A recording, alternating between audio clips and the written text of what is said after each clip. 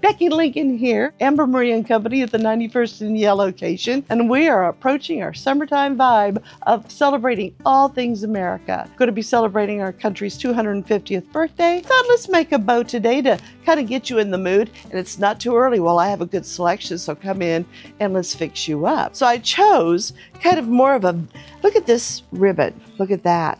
So it's got two kind of visual features for a bonus there. And I love this little gingham check that we're gonna add in there too. So let's get started.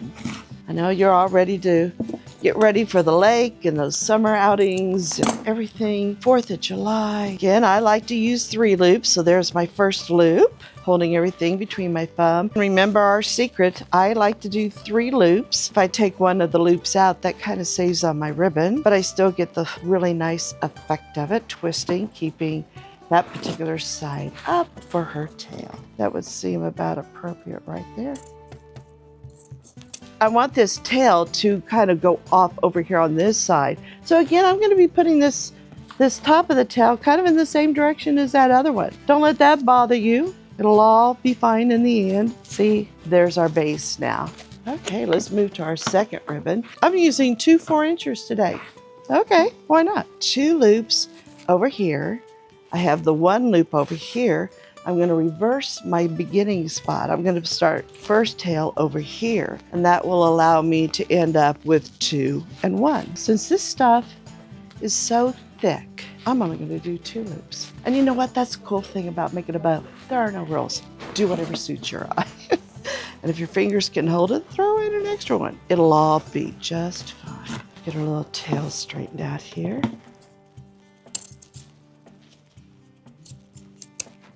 Give her another tail. Have big summer plans, going on vacation, anything fun? Kids are going to be home. Is that exciting? Now then, she just needs a little pop of fun in there. I love this 1 inch. How fun is that in there? Put 3 loops of her in there. Okay. I'm going to give her a little extra length, some bouncing room. Another second tail. Now then, here's going to be the real test. Can I hold on to this and get a little bump in the middle just to bring that last one forward? Can she do it? Took that first ribbon we started, put her back up in the middle to bring that forward. A little shorter tail. Zip tie this off before she goes flying out of my hands. And flip her over. Sometimes they want to go in easy. There we go. Don't forget to slide in the zip tie right there. So this is going to be your mechanics to be able to attach it to your wreath. She's a little messy. We're going to fix her hair up here in a minute. Get that tied. Trim off that back one now. She's in the way. Let's get her all fluffed up. Her ends tidied up. Just fold it over, and on that open side is where you enter. If you go the other way, you'll have a point. So you'll only do that once. You'll figure it out. And on these short 1 inchers, just leave it at an angle. Tidy that up. Does she say, Happy 4th of July, Happy Birthday, America? She's starting to really shape up. These are kind of close together, so just give them a little tug and put them over here. What do you all think?